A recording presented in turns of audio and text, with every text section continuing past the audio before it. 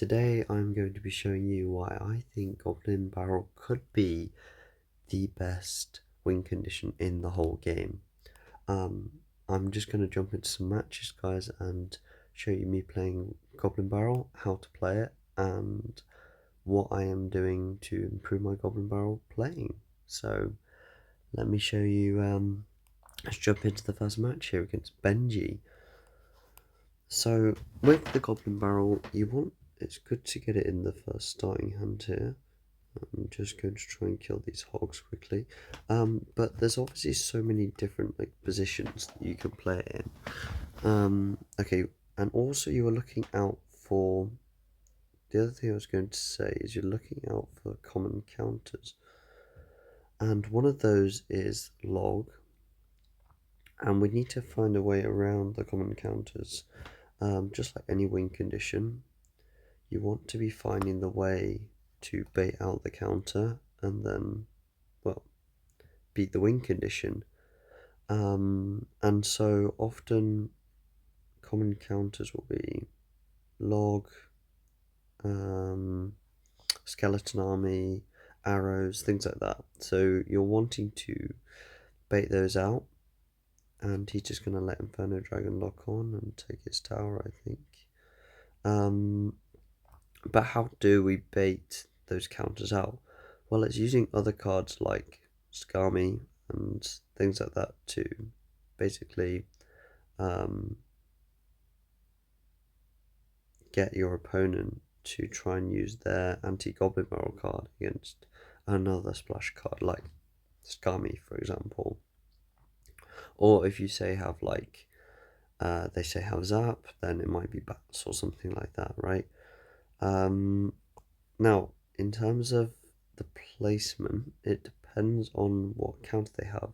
If they have Skami, I tend to place the barrel towards the front.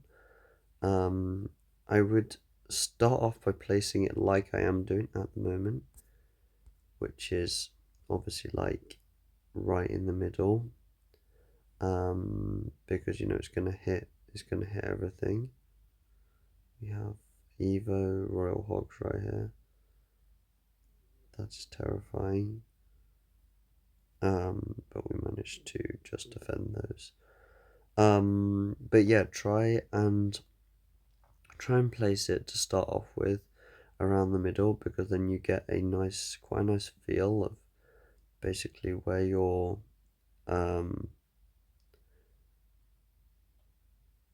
if you place it around the middle, you are basically getting like a good idea of you'll get quite a lot of damage, and then you'll get basically a good idea of how your opponent's going to defend it. And also it's probably the best way, unless they have unless they have log or something like that, because it's going to get the most damage around the middle. Alright, cool. This is so hard to defend right now. We have hogs which are just destroying me. We got a tower early on in the game. Can't lose this game, guys. I refuse to lose the game. Oh, hang on, we're getting a lot of damage here. We are getting a lot of damage here.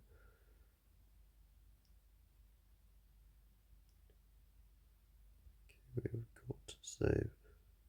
Oh no. Oh, Mini P.E.K.K.A takes tower. Brilliant. We take that win. So that was just an example there of the Goblin Barrel. I'm going to play another game for you guys, just basically showing you my thought process around playing the Goblin Barrel and how I play it most effectively. So I'm going to play it again around the middle. Basically, like I said earlier, not very well, unfortunately, sorry about that. But like I said earlier, basically just to experiment. And it's the way that unless they have the log, you're going to get the most damage. And so if you place it around the middle, then you're going to get the most damage, like I said, unless they have the log. But if they do have the log, then at least you'll know. And if you place it, if they say have Skami,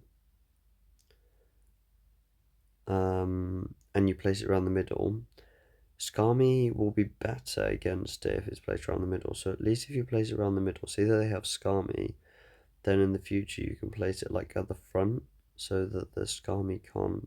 So if they place their Skami at the back, the Goblin Barrel will get more hits essentially.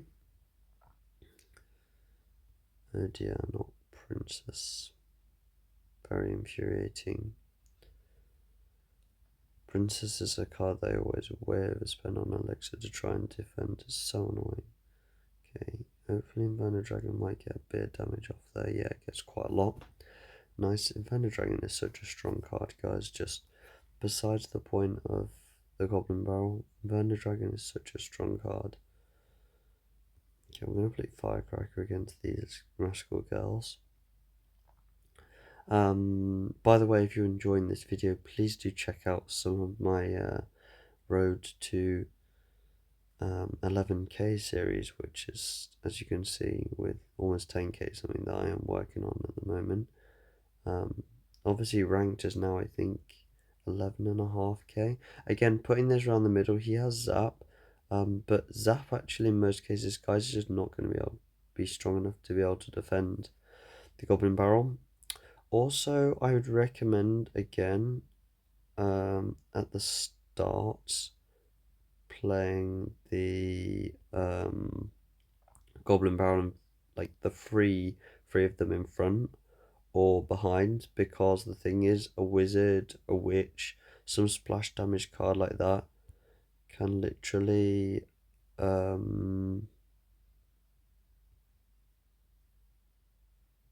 you know, some splash damage card like that can literally just take it out with one hit. So you want to avoid, you want to start off, like I said, placing it like I am at the moment in the middle, and then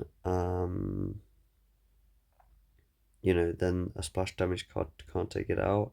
And obviously, like, you're going to adjust where you're placing it, right? If they have Skami, then you're going to want to place it at the front, most likely. We're going to take the W again here. And then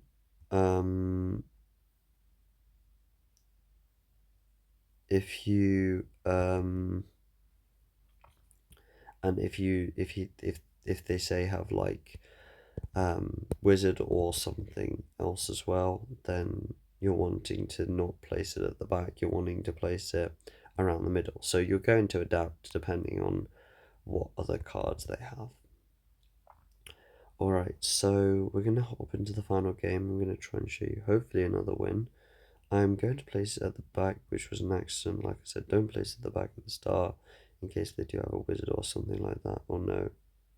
Oh no, I'm lagging so hard.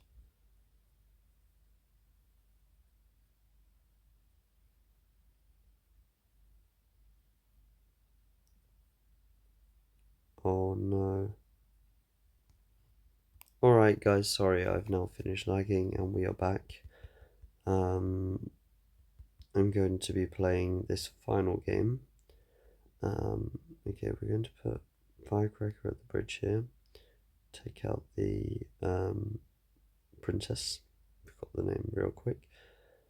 Now you do often want to have Goblin Barrel in your starting hand. Unfortunately, I didn't hear, but he had no way to defend the Skami. Now we have a lot more elixir than him on the P.E.K.K.A. And the Skami is just going to shred through that. I'm going to leave the bomber there. Okay, so another common counter is Snowball, as we can see here. I would... Oh, I don't have anything really to defense of this stuff. Okay, well, we defended Witch quite nicely there. I would also bear in mind that you want to have a decent amount of elixir before you play the Goblin Barrel. I know it's only 3 elixir, but obviously, guys, the first priority in Clash Royale is to defend, and then like you want to have enough elixir stored up in case you do need to defend. So I normally wait till I have 5 or over to play in case they do then, like, attack me quite hard and I have nothing to defend. So just bear in mind that it's important to be ready to defend at any time, and therefore just save sometimes the goblin barrel, if you know what I mean, until they either run out of the counter or you have a bit more elixir. And like I said, try and bait out that counter as much as possible. And some decks just won't have a very good counter, so you know, um, like um, some decks won't have a very good counter, and actually, that will be a really good matchup. Okay, the mysterious invisible bush, whatever it's called, got shredded there. Okay, I'm going to pull the Valkyrie this way. Should be able to just defend everything now, I think.